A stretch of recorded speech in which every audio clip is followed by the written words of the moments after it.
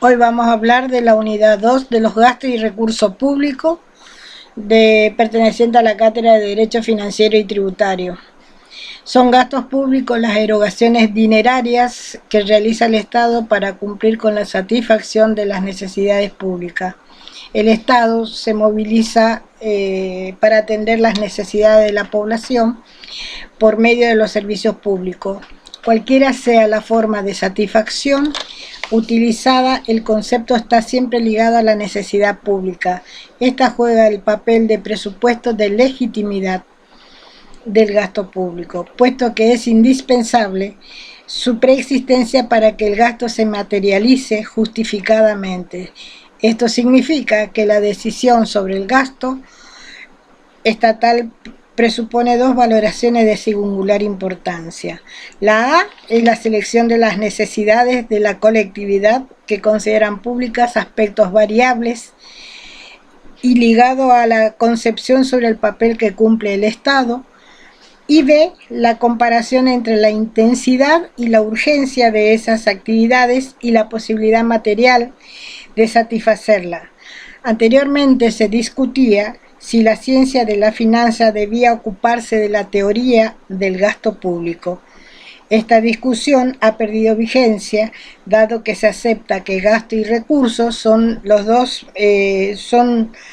distintos aspectos de un mismo problema y se condicionan recíprocamente. Ello es así porque los recursos deben obtenerse proporcionalmente a lo que se debe gastar, y los gastos se entenderán calculados si se tienen en cuenta los recursos posibles. Los gastos públicos son la indicación más segura de la actividad que despliega cada pueblo. Dice Oría que el hecho de que ciertos gastos se destinen a determinados fines antes que a otro pone de manifiesto no solo el estado social de un país, sino su tendencia.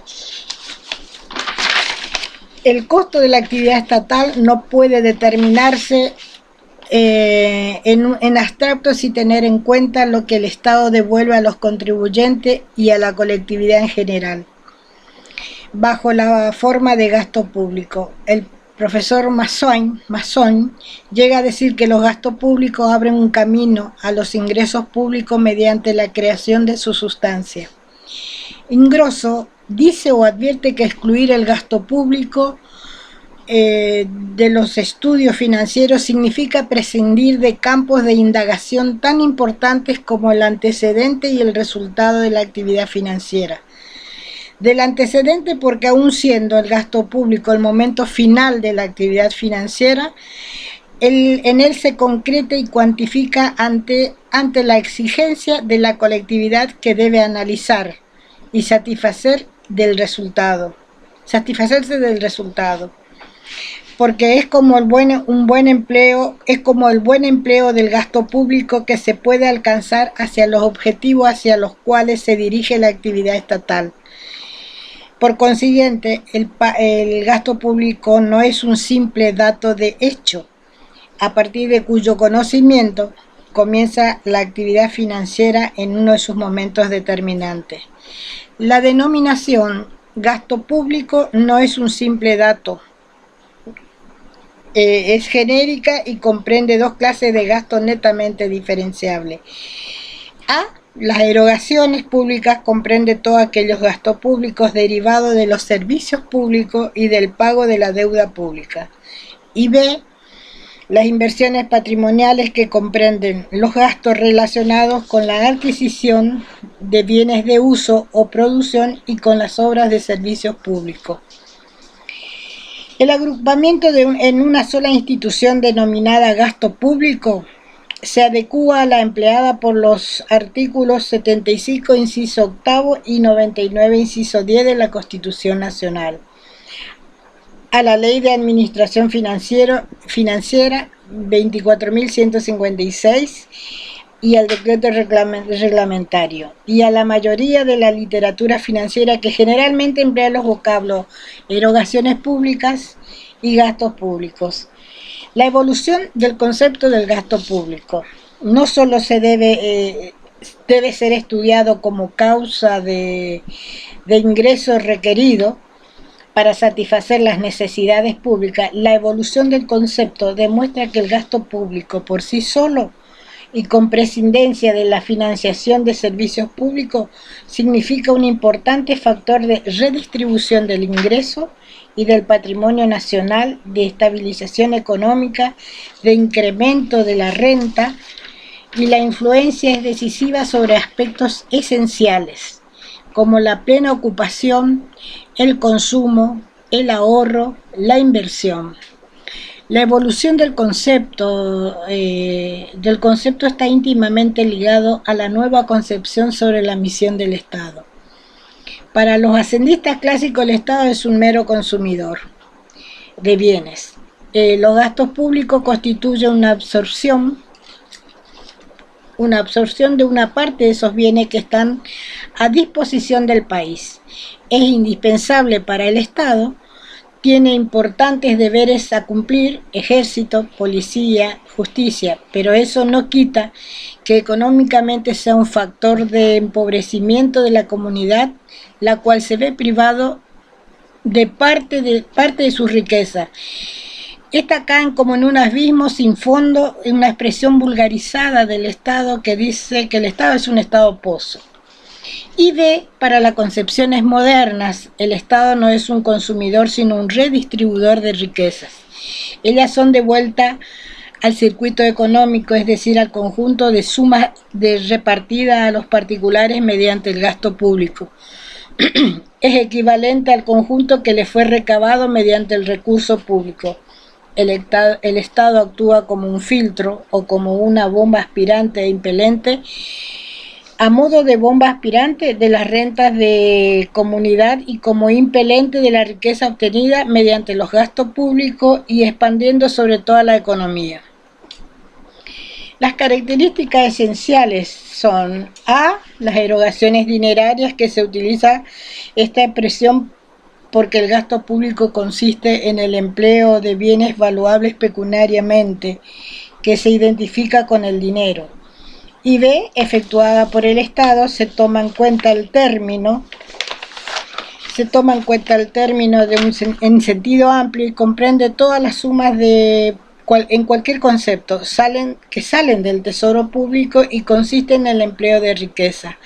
Puede tratarse de gasto para la administración pública o para entidades descentralizadas estatales, siempre que las erogaciones en una u otra forma recarguen las finanzas del Estado y deben ser solventadas mediante la recurrencia a los ingresos.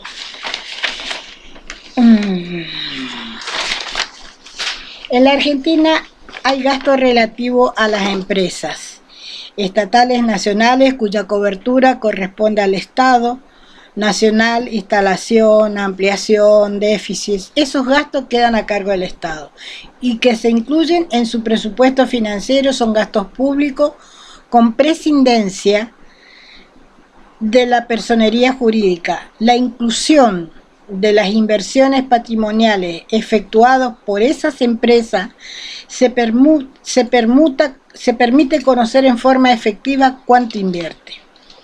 C. En virtud de ley, en los estados de derecho rige el principio de legalidad en cuanto al gasto, es decir, no hay un gasto legítimo sin ley que lo autorice. Debe aclararse que la relación de ley-gasto no es siempre tan inmediato como sostenía la concepción tradicional. En sentido estricto, la relación es inmediata, puesto que el gasto debe figurar expresamente en el presupuesto.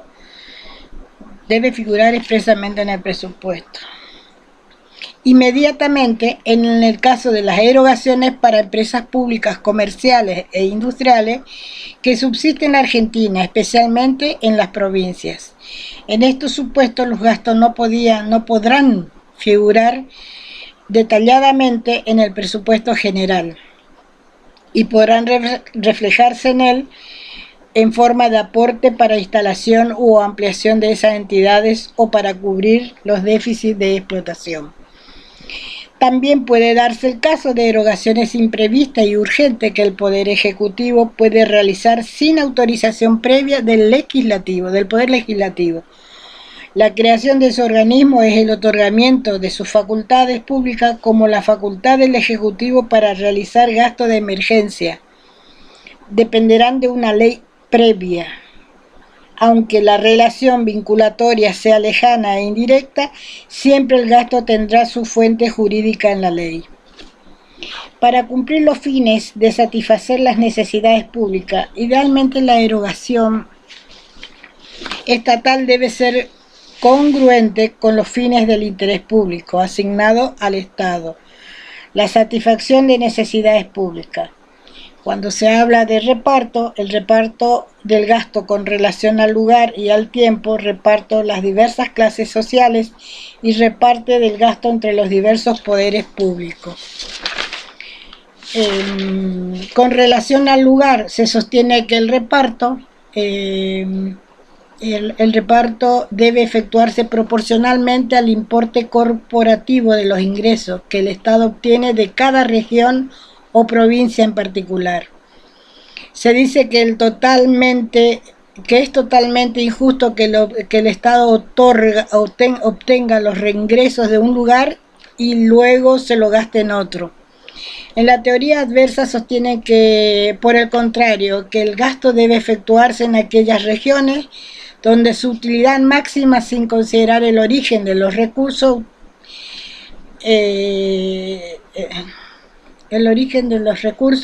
su argumento es que la reunión de varias regiones territoriales en un solo estado implica una renuncia a la consecución del máximo bienestar regional, en cuanto este no sea un compatible con la exigencia del fin más elevado, que es el máximo bienestar general, es decir, refiriéndole al Estado como un todo sin consideración de regiones.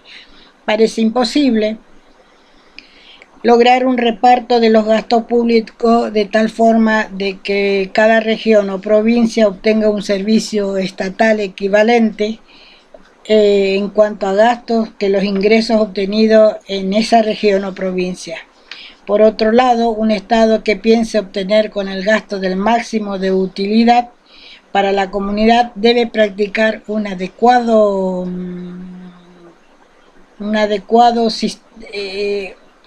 ocupación de sistema para evitar perjudicar a determinadas